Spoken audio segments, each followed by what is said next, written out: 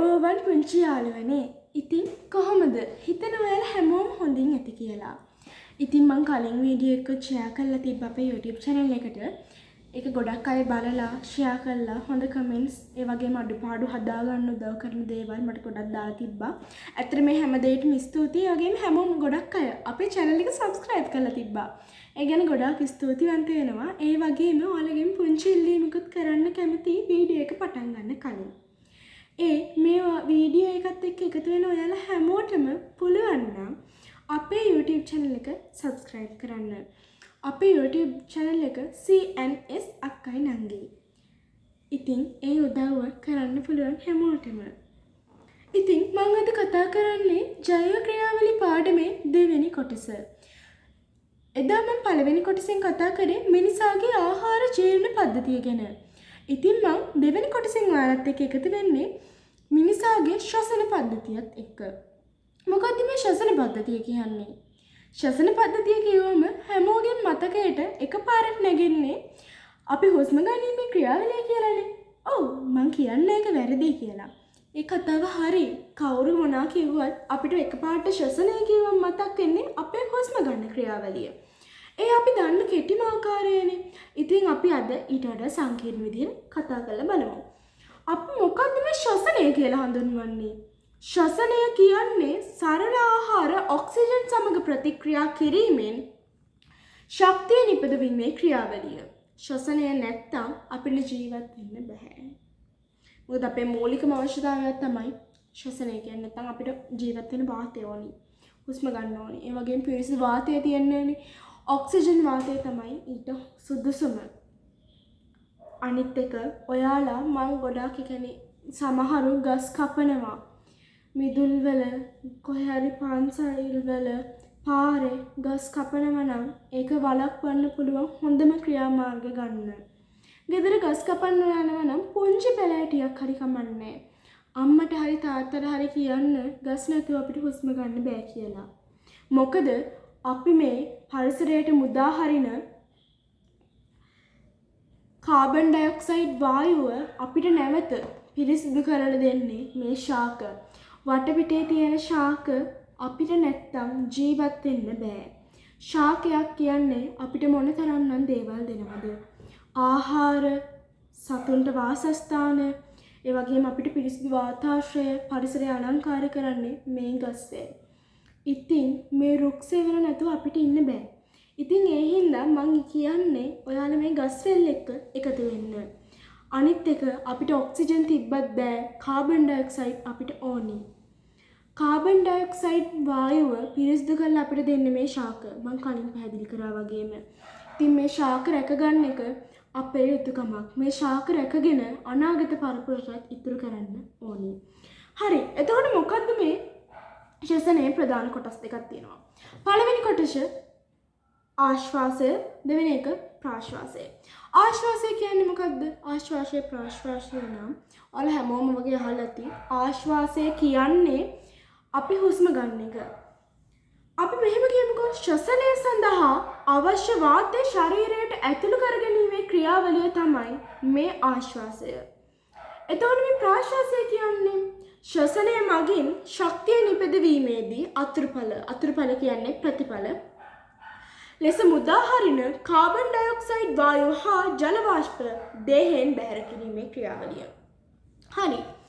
එතකොට බලලමුකෝ මොනවාද මේ ශ්වසන පද්ධතියේ කොටස් කියලා. ශ්වසන පද්ධතිය අපිට ඉතාමත් වැදගත්. මේ ඔයාලට මම දැන් පෙන්වන්න යන්නේ ශ්වසන පද්ධතියේ කොටස්.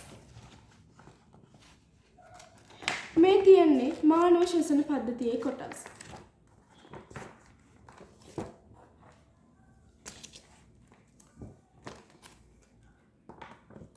ඉතින් යාළුවනේ ඔයාලට මේ ස්ක්‍රීන් එකේ දකින්න පුළුවන් දැන් ශ්වසන පද්ධතියේ කොටස් මම පැහැදිලි කරනවා. මේ තියන්නේ ශ්වසන පද්ධතිය. මානව ශ්වසන පද්ධතියේ දල ව්‍යුහය. එතකොට මොකද්ද මේ? මේ තමයි අපි හුස්ම ගන්නකොට අපේ ශරීරයට වාතය ඇතුළු කරගැනීමේ ක්‍රියාවලියේදී මූලිකම ලෙස අවශ්‍ය අංග නැත්නම් අවයව පද්ධතිය. මේ තමයි මානව ශ්වසන පද්ධතිය. ශ්වසන පද්ධතියට අඩංගුයි අවයව කිහිපයක්ම.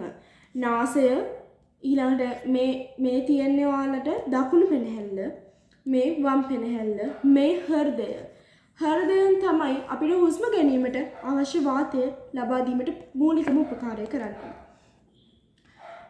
එතකොට මේ තියෙන්නේ ග්‍රසනිකාව. මේ තියෙන්නේ සොරාලය.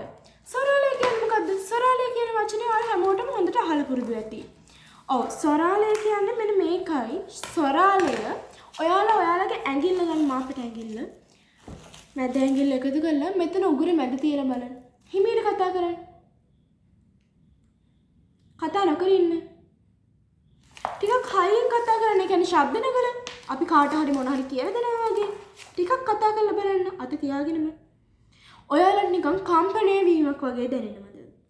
ඒ මිනිසාගේ ස්වභාවය. ඒ තමයි ස්වරාලය. ඔයාලට මෙහෙම දණ්ඩක් වගේ නැත්තම් අස්තිපද්ධතියක් වගේ අහුවෙනවා නම් උගුර මෙහෙම අල්ලලා බලනකොට ඒ තමයි මානව ශ්වසන පද්ධතිය. හරි. එතකොට මේ තියෙන්නේ ශ්වසන පද්ධතියේ කොටස්. මේ තියෙන්නේ ඔයාලට මේ මහා ප්‍රාචීරය. එතකොට මම මේ දැන් ඔයාලට පෙන්නුවේ මානව ශ්වසන පද්ධතිය. මේ අනුශාසනාලිකා, දකුණු ශ්වාසනාලිකාව, වම් ශ්වාසනාලිකාව, ශ්වාසනාලය, මේ තියෙන ශ්වාසනාලය. හරි. එතකොට දැන් මම කතා කරේ ඔයාලත් එක්ක ඒ පාඩම. එතකොට දැන් ඔයාලට හිතෙන්න පුළුවන් අපිට මේ තියෙන දේවල් පැහැදිලි කරගන්න, ආදර්ශනය කරගන්න මොකක්වත් බැරිද කියලා. ආදර්ශනය කරන්න නැත්නම් ආකෘතියක් වගේ නිර්මාණය කරන්න පුළුවන්. ආකෘතියක් නිර්මාණය කරන්න ඔයාලගේ 7 වසරේ විද්‍යාව 2 කොටස අච්චුපොතේ 26 වෙනි පිටුව පෙරලා බලන්න. ඒක තියෙනවා. එතකොට මේ තියෙන්නේ ඒ ආකෘතිය. මේ දැක්වෙන්නේ මේ ගන්ටාසරා, මේ රබර් පටලය, මේ පහළට අදින්නේ, මේ බැලුම් බෝල, මේ කිරලැබයක්, මේ ගන්ටාසරාව තමයි විනිවිදව පේන්නේ. මේකට අවශ්‍ය ද්‍රව්‍ය නම් ඉතාමත් සරලව හොයාගන්න පුළුවන්. මේ වීදුරු නැත්නම් මේ කොළ පාටින් දිස්වෙන්නේ ගන්ටාසරාව. මේ රතු පාට බැලුම් බෝල. මේ දිස්වෙන්නේ රබර් පටලය. මේ පුද්ගලයෙක් මෙහෙම පහළට අදිනවා. එතකොට මොකද්ද මේකෙන් මේ අපිට අදාළ කොටස? අදාළ කොටස තමයි අපිට ශ්වසන පද්ධතිය ආකෘතිය මේ. මේ තියන්නේ අපි හුස්ම ගන්න නැති වුණාම අපේ පෙනහැල් දෙක. දකුණු පෙනහැල්ල සහ වම් පෙනහැල්ල. මේ තියන්නේ හෘදය. එතකොට අපි හුස්ම ගන්න කෙනෙක් නතර කරන්න. ගොඩ වෙලාවකට නෙමෙයි, ටික වෙලාවකට. එතකොට ඔයාලා හයියෙන් හුස්ම ගන්න. හුස්ම පිට කරලා. එතකොට මේ බලන්නකෝ මොනවද මේ? මේ තියන්නේ මේ හැකිලිච්ච බැලුන්. බැලුන් බෝලනේ. මේ තියෙන රබර් පටලය. ඔයාලා මේ රබර් පටලය එකපාරට පහළට අදින්න මේ බැලුන් බෝල දෙක පිම්මෙනවා. ඒ තමයි අපේ පෙනහළු දෙක. ඒ රබර් පටලයට ආදර්ශයට අරන් තියෙන්නේ අපේ හෘදය. ඉතින් යාළුවනේ මම ඔයාලට මේ පාඩමෙන් කතා කරේ අපේ මානව ශ්වසන පද්ධතිය ගැන. ඉතින් මම හිතන හැමෝටම පාඩම ගොඩක් හොඳින් තේරෙන්න ඇති කියලා. මොකක් හරි ප්‍රශ්නයක් තියෙනවා නම්, වැරද්දක් අඩුපාඩුවක් තියෙනවා නම් කමෙන්ට් එකක් දාලා ඒක පැහැදිලි කරගන්න. සහ මට වැරද්ද නිවැරදි කරගන්න. ඉතින් යාළුවනේ ඔයාලා හැමෝගෙම ඉල්ලන්නේ අපේ channel එක subscribe කරලා අපිට උදව් කරන්න කියලා. ඉතින් ඔයාලා මේ පාඩමත් එක්ක එකතු වෙන ඔයාලා හැමෝටම ස්තුතියි. ආයුබෝවන්.